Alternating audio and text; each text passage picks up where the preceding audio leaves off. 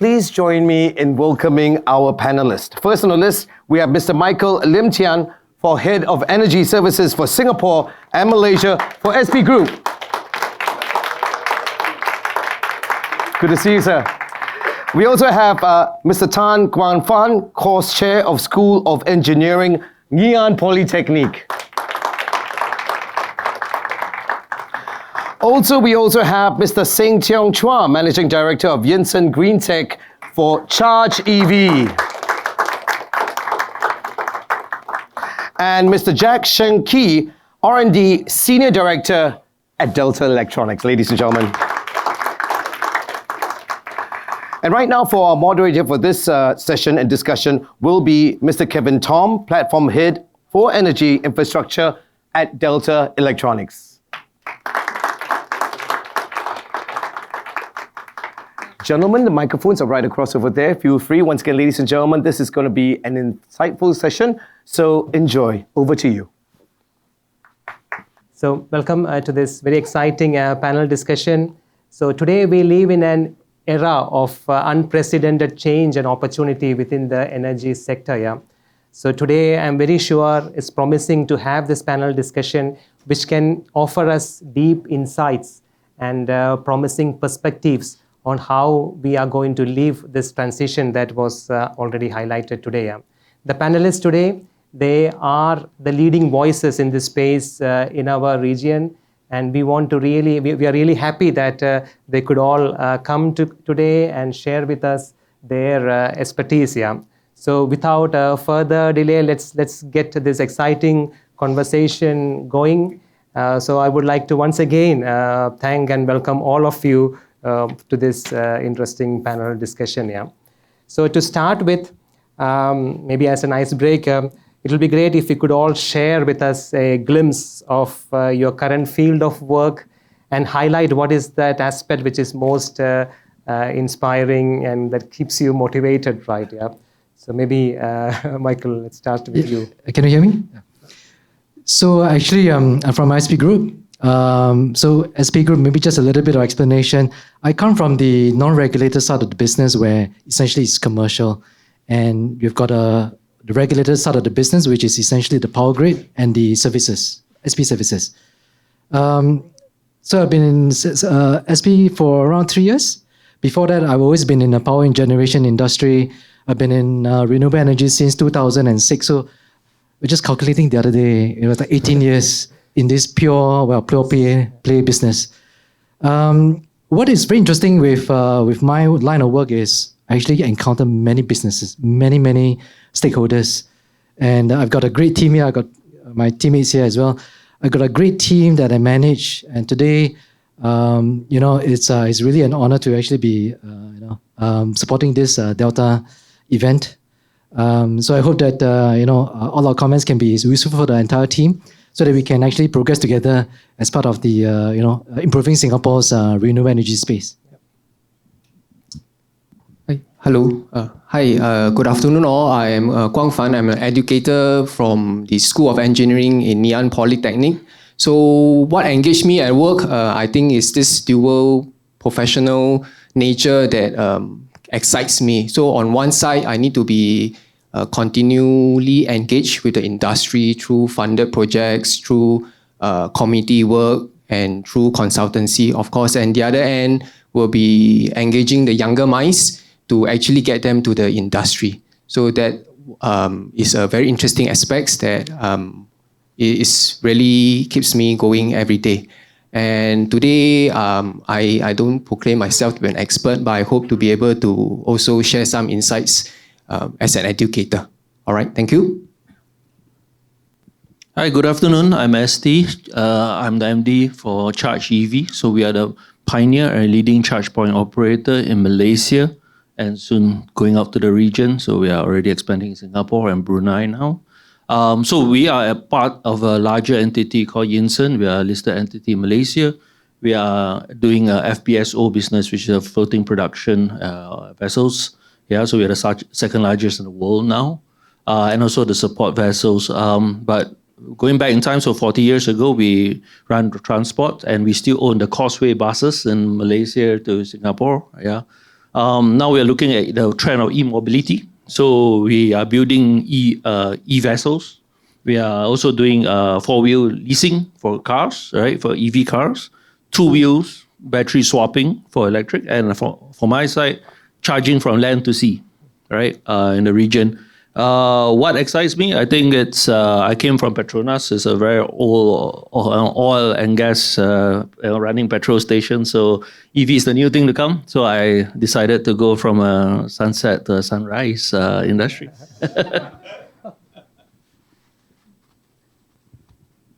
Hello, my name is Jack. I'm with Delta from the corporate R&D, working on R&D topics. And also like Michael, like to count years, number of years. With Delta, 10 years. In R&D, close to 20 years, counting, including PhD studies. I think across all the years and topics, what excites me is about technology innovation that bring relevant to business, especially in Delta. Delta cover wide businesses that David just has shared with all, that from power, automotive, to automation. And all these topics will definitely have the next and future generation of solution that we need to prepare. And that gives me security in my job. So continue work on this topic, and that is important not only for the company, but for the industry, because as industry, there will be new industry that comes up. As well, a topic like today is an energy transition topic. There will be new industry. And with that new industry, definitely there will be new professional, and in like Guang Fan said, educator, they also train. And one of the agenda in Corp R&D also to help Delta to move forward with new talent. So one of the agenda that I'm excited is also build up talent pool that are in the forefront. And that is very important with together industry.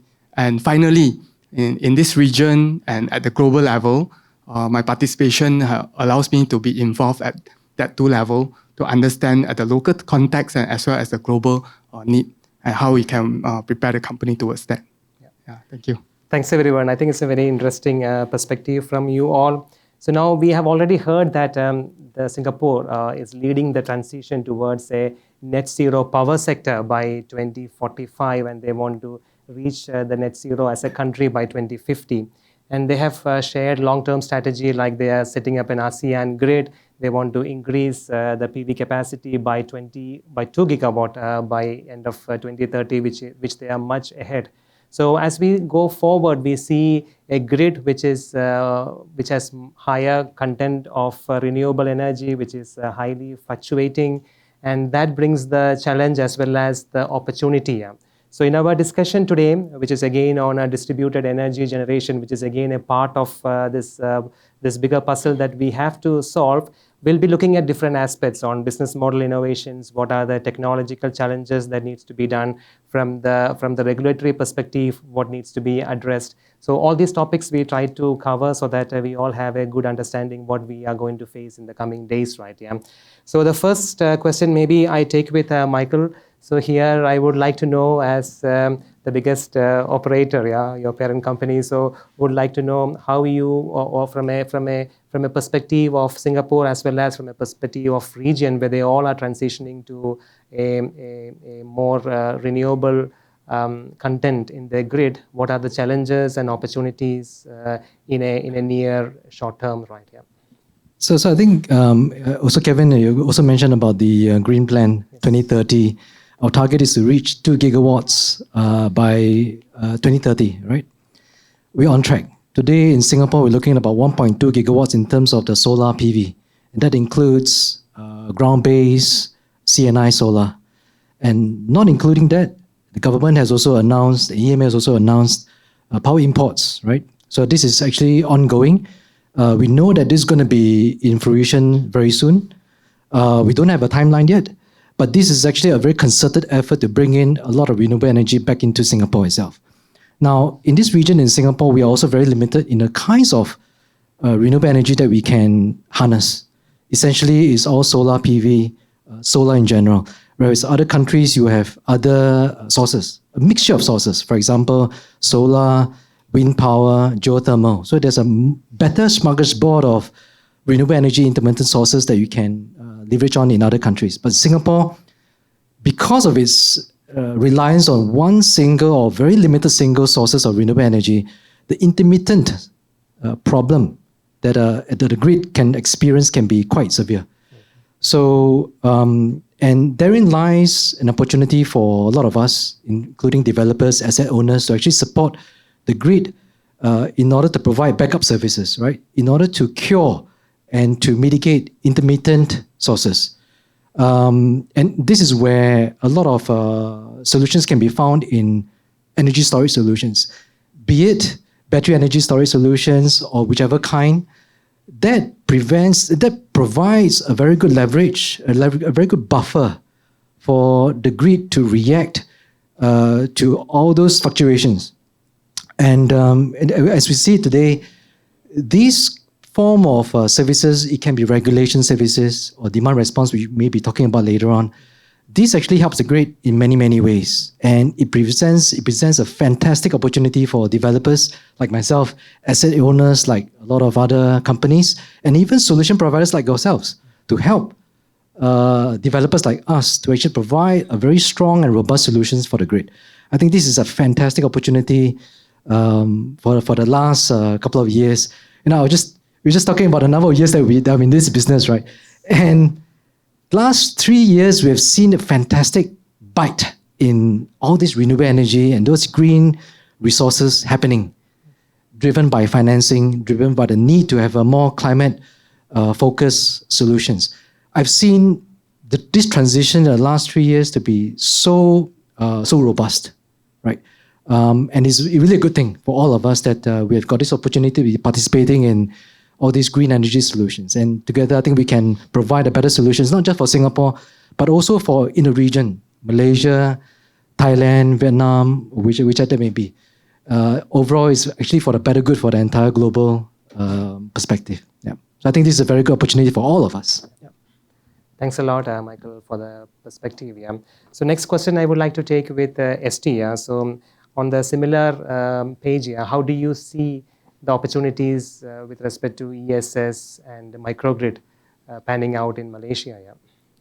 So I was answer from again a charge point operator perspective, right? So for me, it's very simple. I need to put chargers. The demand of EVs are going crazy there, way more than Singapore here. But I don't have enough power. Simple as that, right? So ESS to me is just a big power bank, right? And a big power bank, okay, what can you do with it? You can either increase, give me more money, which is thereafter, how do I supplement my lack of power? Because the cars are demanding a lot more power. The guns, I can't give enough power, so I just got to supplement it, right? It takes a long time for Tenaga to give me power, right? So that's that to added boost for me to enable to meet my demand, right? Unfortunately, I cannot sell back power. Malaysia doesn't allow that, but my friends in the West, I think one of the key business model for a charge point operator is to sell back power, right? And you can do just an arbitrage. The other part of things is really using that for a power shaving perspective, right? So you either you use it for profits or you manage the cost, right? Again, it's all energy. Again, I only buy power at the same price all the time. But again, we are anticipating that the time of use will be introduced soon, and I think that's where the ESS can come into a very interesting manner. Yeah. So it's really just supplementing the demand that I'm getting. Yes. So if I echo both of you, I think we are at this inflection point. Yeah. So I think soon we see exponential growth in this energy storage segment. Yeah. So my next question is to Jack. Yeah. So would like to know what is Delta's point of view with respect to the technology when we are looking about the smart grid or the grid of the grids. So how is it going to? How do you see this? Yeah, one of the things that we try to look at the progression of time. We do see a lot of this from the efficiency. We start out how to make things very efficient, right? Energy efficient. and we start to look into how to make it effective. So we look into new material, even in solar, how to have new material that it can increase the efficiency of capturing. To the point that we move to not only efficient, effective, but efficacious, meaning the right place, the right time, the right method to collect the right amount of natural energy resources. Right? So that happens. But all these are evolutionary, I would say. But moving forward, are we able to together to find something that's revolutionary? Take for example, some of it is happening, and just now Daryl also mentioned about MMR, SMR. Some of the energy resources that are more revolutionary that we need to think about the fourth generation of nuclear energy. And that comes into play where, lastly, one final thing that we need to think about is this. In this new clean energy transition, many times you talk about profit. Profit is after you minus away your cost, right? The cost calculation is changing. It's not going to be the same. Reason being, there will be regulatory policy and activists across the world that because of climate change is happening. So that will change the equation. Thanks a lot, Jack, for the perspective. My next question is to Guang Fan. Yeah? So I think the academia plays a very important role in test bedding, as well as being a place where people can experience, or the students can experience, how the next generation of the grid is going to be. And it comes with lots of challenges. Still, the regulations are not there, and you have to navigate it. You have to influence the regulators. So what are the potential research challenges you see, as well as opportunities from an academic point of view in this transition? Yeah. So I think traditionally, research in power system has to do a lot with control algorithm optimization. And now being so with AI, this is getting more interesting. And we can see that in Singapore context, there are many research groups at NTU, NUS, and SIT. So for example, SIT, now we know there are new campus in Punggol, right? It's going to be a microgrid living lab. So that's really opened up opportunities for many operational research. And I happen to be speaking to Michael, right? Michael says that, yeah, welcome Nian to also join this journey. And at the Polytechnic level, we are more applied in nature. So we are looking at really system integrations. And of course, our mandate is to get ready the next generation of engineers to be able to handle new engineering solutions. And this is really important as we transit to a new landscape. Now, really, like what our keynote speaker mentioned, there is no one technology that is a head and shoulder above the other. So it's going to be changing, and we are going to take cues from our regulators. But one thing I would like to point out that there are quite clear signals of where we are heading. Just I think this week, EMA mentioned about grid resilience. And one of the things that mentioned is the use of ESS. And that's also one reason that we have invested money for a large-scale grid-connected ESS by Sembcorp.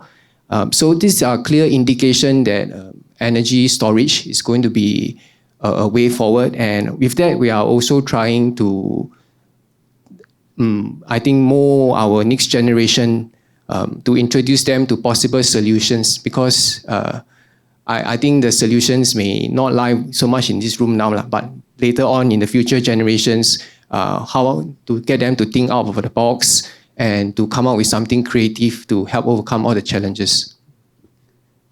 Thanks a lot, for that perspective.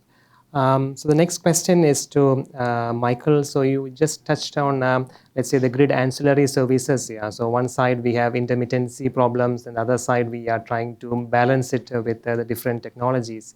And what we have seen in the rest of the world are technologies like virtual power plants, dynamic demand response systems. So how do you see the potential for these solutions in this scenario, not limited to Singapore? I think maybe just touching on Singapore itself, I think for, as I mentioned, battery energy storage is actually a very good mitigator and leverage for intermittency. especially for Singapore, battery energy storage is such a good solution simply because we're in a built-up environment. We're just talking about this, that implementing BESS is very straightforward, very fast. You may have other solutions in other countries where you have more time, more space, more infrastructure to develop those. But in Singapore, and also for a lot of countries as well, battery energy storage solutions is one of the best and most effective solutions for providing it. I also mentioned about intermittency, right? So battery energy storage is also one of the best solutions for very fast ramp up. We're talking about ancillary service like supporting frequency regulation. You need fast response, super fast response. Easy to implement, easy to predict, easy to manage. Easy to manage from both sides of the equation, power grid as well as the developer. So I think this is one of the key contributor. The other part where I think the EMA has also been very active is the demand response equation side of things. So not just looking at a generation point of view, but asking the question, can load consumers, for example, like yourselves or any industry, can they be more efficient in their load? Cutting down load at the peak so that it saves the entire grid, reduces costs, brings more stability. So that is also another equation where not just looking at generation, but also at the load consumers, can they do something about their load consumption, be more efficient in it? And again, we call it behind the meter. Behind the meter of the load, where we support the load optimization, battery energy storage solutions comes again. Because it's all about load shedding. Load shedding is about shifting where your consumption is. You either draw from the grid or you use it from internally. Again, battery energy storage can provide that kind of solutions internally. So on both counts, generation, battery energy storage, directly connected to the grid, provide ancillary services, one of the best equipment. The other, looking at the load consumer, can they do something to reduce their peak loads during the peak times, and thereby sharing revenue and sharing profits. I think this is a very holistic view from the regulator and from EMA, and really kudos to them for actually thinking through all this in a very holistic manner. Thanks a lot, Michael. Would anyone else would like to chip in more to these kind of services? I just want to add that ESS itself is a very unique class of assets. Like what Michael mentioned, it can function as a generator. It can also function as a controllable load. And moving forward, I think in order to make this a bit more prevalent, of course, there needs to be some adjustment about the mindset and also how the energy market can facilitate this. Because at this present moment, you call yourself it's quite, there isn't a structure that you can merge these two asset class together. You either get a generator license or you are a load. So in order for ESS to participate both as a demand response and as a dispatchable generator, of course, we are looking at some shift in thinking about how we can do this in a better way. Anything further to add? Nah, I think both they covered pretty much what's required. But I think just from my perspective, from a ESS, at least from my business, really is then also what can we add value, right, to some of the issues that sometimes we have to face on the ground. Because remember, we can be in any parking lot, right? So when you have the problem with any parking lot, it's okay. Where is the distance to the transformer, right? Or is that nation's grid capacity stable enough or not, right? Does it allow a black start, for example, right? Or grid forming, right? So all these things starts to get into play. Okay, then how do we complement an ESS that could cover that, right? For especially in parts of Malaysia where we don't have enough power, or it's just really intermittent sometimes. That's what we need to use, and we use it, right? So for me, it's a very purpose-driven application for energy storage. Thanks a lot, ST. So what we have seen is that the application of ESS is not limited to, let's say, behind the meter or in front of the meter. As Michael was saying, it is required at the generation side to commit to capacity. And we have seen this scenarios where all the pickup plants which were once diesel are replaced by storage. And but again, one of the misconceptions of, or let's say one of the challenges of battery storage is how profitable they are. Yeah? So in the sense, from a business point of view, how whether integrating a storage system makes real sense on the finance side. So I think we make a switch to see from our experts here to understand, let's say, what are their concerns when you have to make a decision on investing in such a solution, right? Yeah. So maybe I will start this with ST and then come to Michael. Yeah. I think that's a question that I ask always my strategy and finance team. I don't think they're able to crack that answer. To me, energy storage is expensive, at least in my point of business. And the fact is I can't charge any more extra, right? Most I can do maybe 10 cents extra per kilowatt, right? For the added benefit. So the ROI, it's really long, right? But it's just a necessity, you know, to at least maintain my competitive advantage in that area, right? So I use it a lot more from actually while waiting for the main energy source to come, which in Malaysia can take 2 years. I put it there, right? So then the question is how mobile can my ESS be, right? Because I leave it there temporary until kingdom come, until the electric is charged, and then I pull it off to another site, and then again I apply for the main electricity. So the usage is a bit different. Then again from there, then how do I build a ROI model where the cost is manageable, right? And what I mean by that is that one, let's say EV chargers. Whatever they say, all of them has a personality. Despite using OCPP protocols and all, they all work on their own, right? So interestingly, when we tested a lot of ESS to a lot of chargers, the total harmonic distortion is just out of whack, right? So end up, my R&D cost is also way up the roof, right? So as much as all vendors promise sky and moon my harmonic distortion, because it's a mess, right? Then wait till you add the solars to it, right?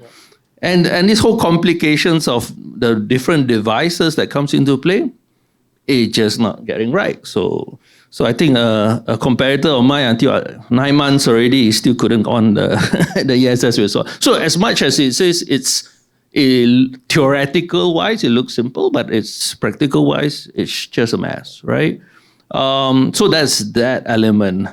And then the other element is, I don't have the luxury of space.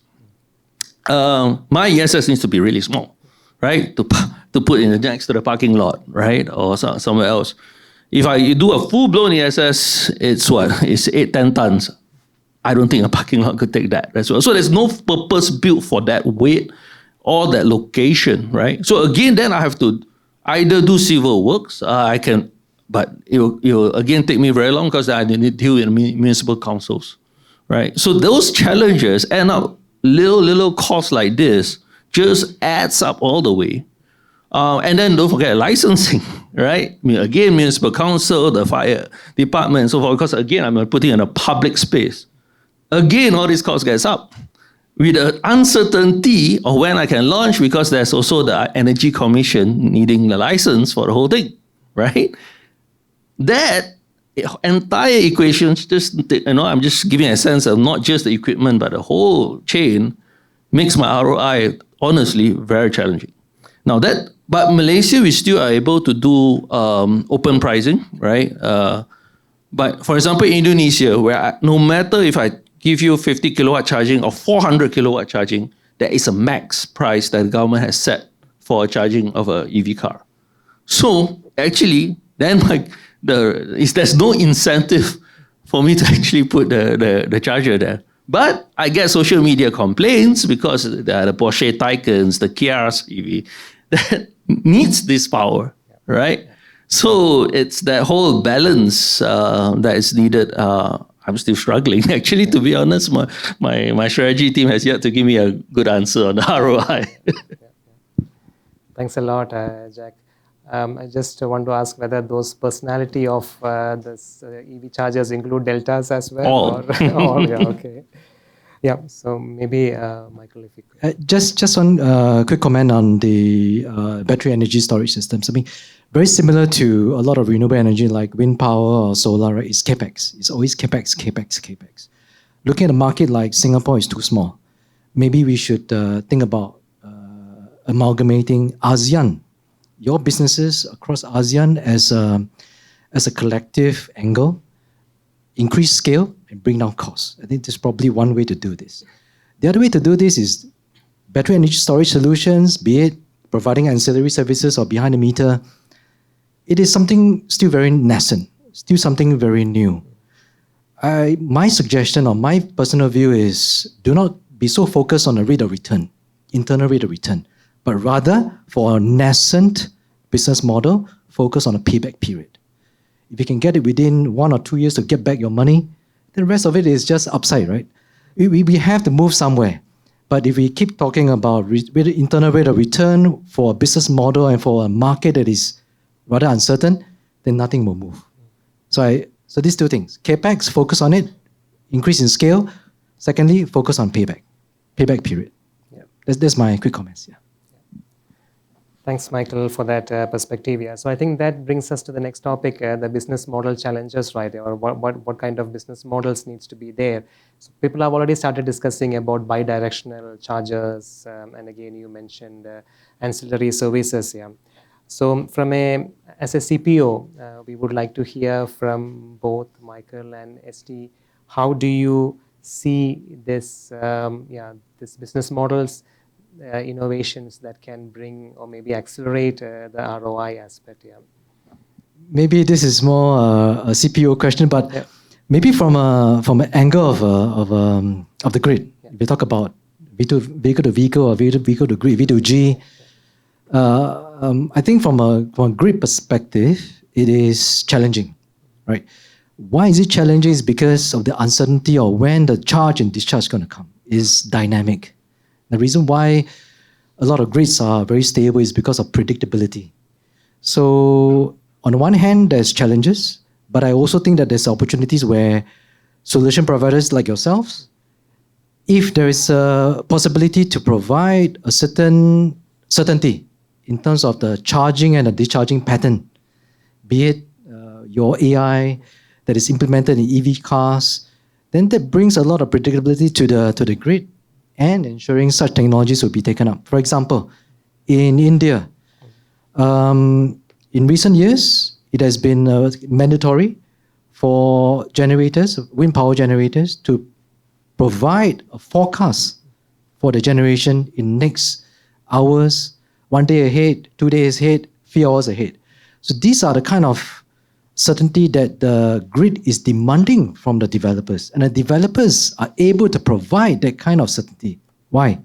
AI, understanding the data, making sense of the data.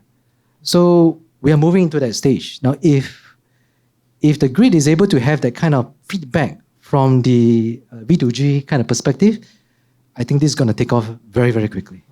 So this is my quick comment about some challenges. Thanks, Michael.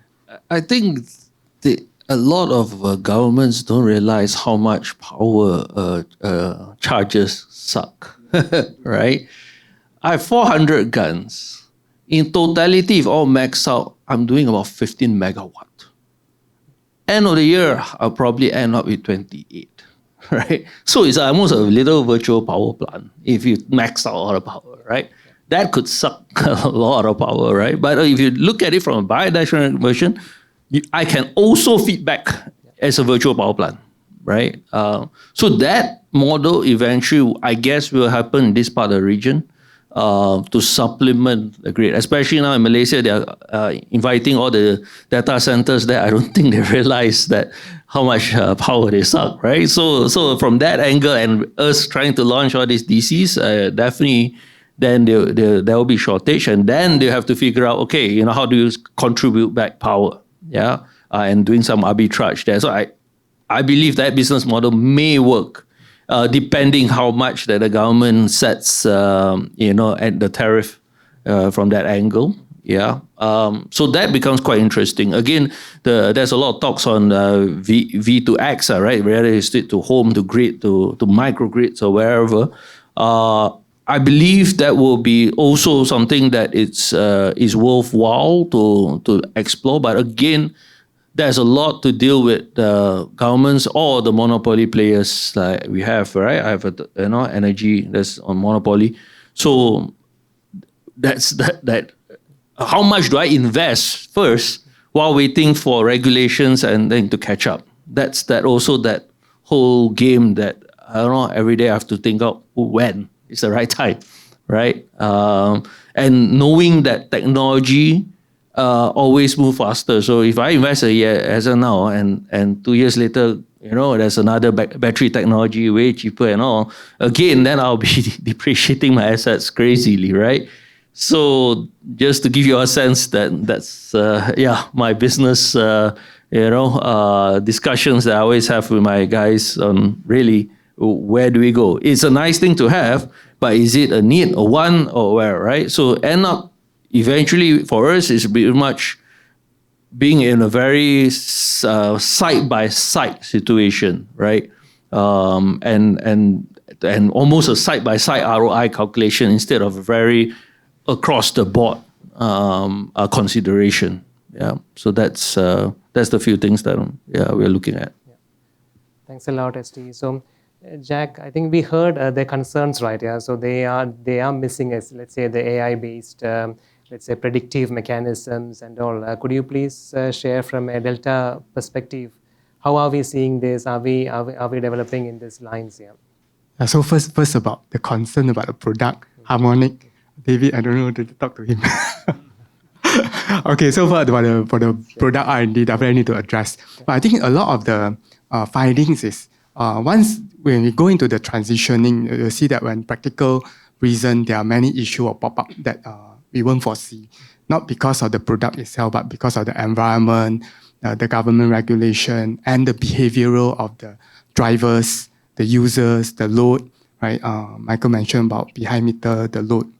So predictive AI topics that Delta is working on for many years, we do see that this behavioral predictive analytics is very useful. But the question is, do we have the supporting or essential building block to allow the system, for example, bidirectional, it is more expensive, right? And then you have other controllers, software that allow that transaction. So even when we have built a pilot that we use transactional technology that covers blockchain and immediate response with the data protection, how can such system be implemented in the actual use case of multi-user taking the load, taking the power and also charging it back? Because then only will come the services, how we want to influence the users of this load.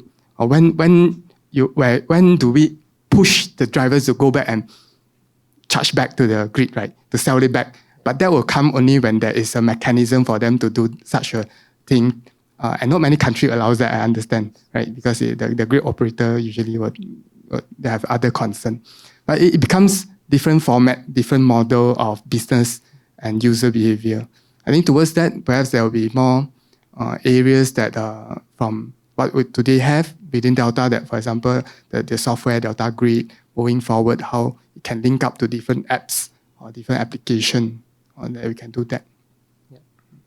Thanks, Jack. I think that's a very important point. Yeah. So I think Delta is looking at being a one-stop solution where provider, where let's say our the software layer or the solution layer will be able to capture many of these requirements of the CPOs. Yeah. So another question again on the business side. Yeah. So this is again, I would take it with ST and Michael.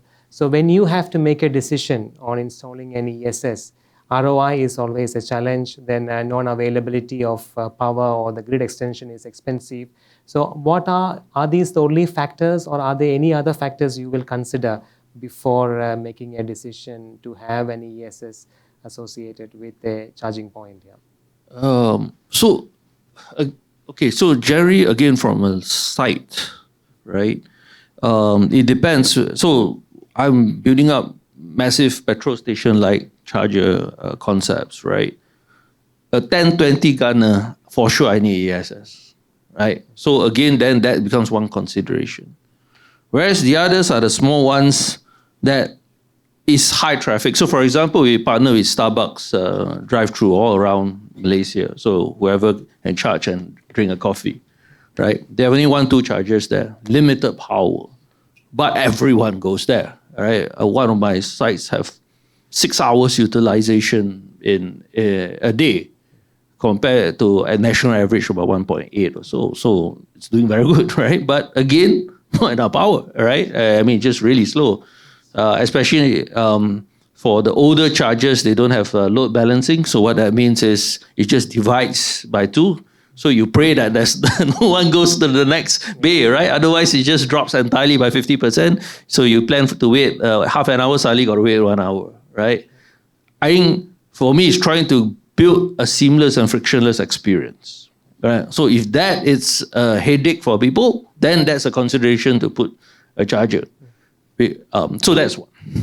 Now, but also the thing is, we have to think about expectations, right? Especially the highway sites. So yes, you want to put, to supplement and all, but Malaysia has this thing of like the Hari Rayas and many celebrities, festivities that we go through, and they all go back home down, right? Now imagine if 10 cars were to charge continuously. That's it. You drain the entire battery. You have no time to increase the battery. But it becomes actually a turn off, right? Because suddenly someone was expecting that power and did not get, right? They're just going to complain on social media and that's it. You're again going to have a massive storm, right?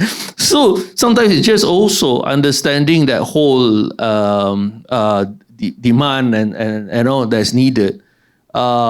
And build according to the capacity but you have to manage the customers as well, right? So perhaps not drain entirely because like I said, a Porsche Taycan could literally drain the entire battery in one go, right? So how do you, then that's where the complications of the energy management systems comes in, right? Again, then there's all these considerations that happen.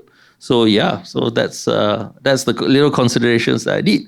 Lastly, again, I think I mentioned quickly previously on the mobility of it, right? So I got huge demands from car brands and all. I need to do to launch an EV car, but it's somewhere off God knows where, or a mall but there's not enough power for a charger, right? So definitely that I need to bring a kind of a mobile ESS, but it's powerful enough so you definitely can't load in a van, right? It's really a 20-tonner kind of thing. So then again, how do I make it mobile, right? How can I make it? And the best part is always like in events, you have only 1 or 2 days setup. So again, how do I make it a plug and play as well, right? So all these considerations becomes very much, like I said, there's very site-based, but also like how do I, arrange it as that fits that site profile and it fits that customer that's going to that site to use. Yes. Thanks a lot, ST. So, Michael, would you like to contribute anything? Yeah, I think from a battery energy storage in front of the meter or behind the meter perspective on a building level, some of the key considerations is, of course, safety, right? Fire code, conform to all the SCDF considerations. So that's number one. Number two is also the availability of the battery systems.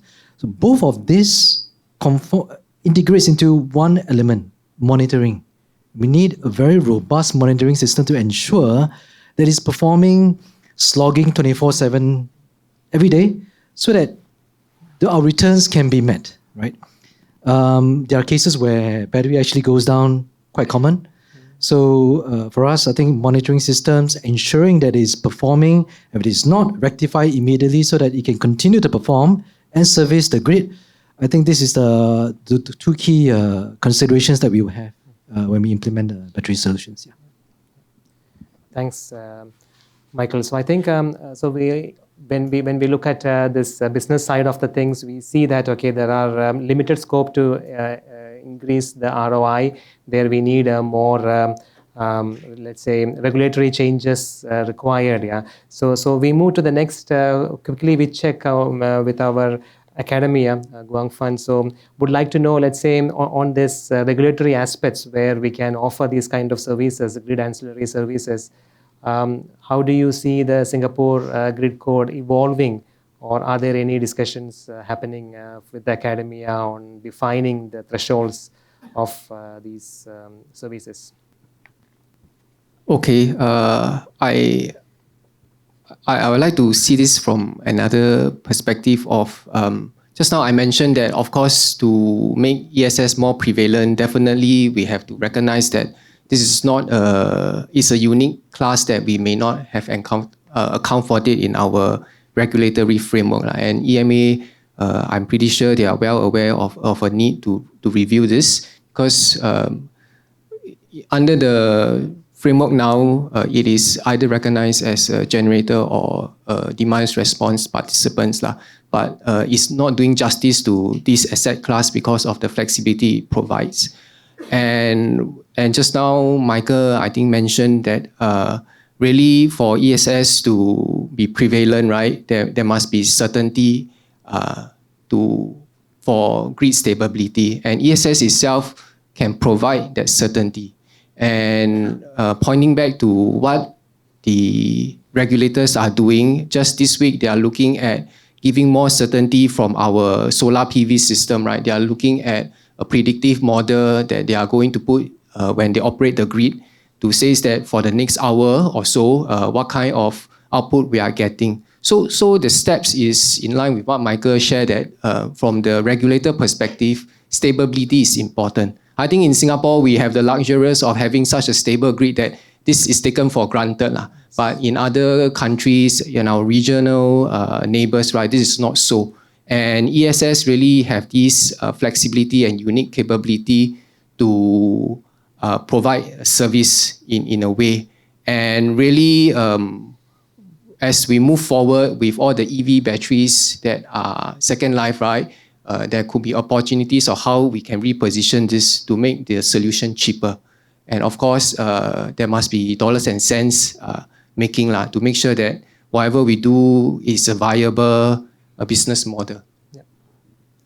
Thanks a lot, Guang. I think we are almost running out of time, though we had many more questions prepared. So I think we will have to conclude this session here. It was very insightful. I think we have seen from different perspectives, from the regulatory perspective, from the technological advancements, what needs to be done, the business model side, and also we have also touched on the business opportunities that will be coming up in the coming days, right? Yeah. So what it all shows that we all have some work to do in the coming years as we do this transition. So I really want to take this opportunity to thank again the panelists for sharing their expertise and getting us enlightened with the challenges you are facing, as well as the path forward, right? Yeah. At the same time, I would like to thank the audience as well for listening in, and yeah, thank you again. Yeah, thank you very much.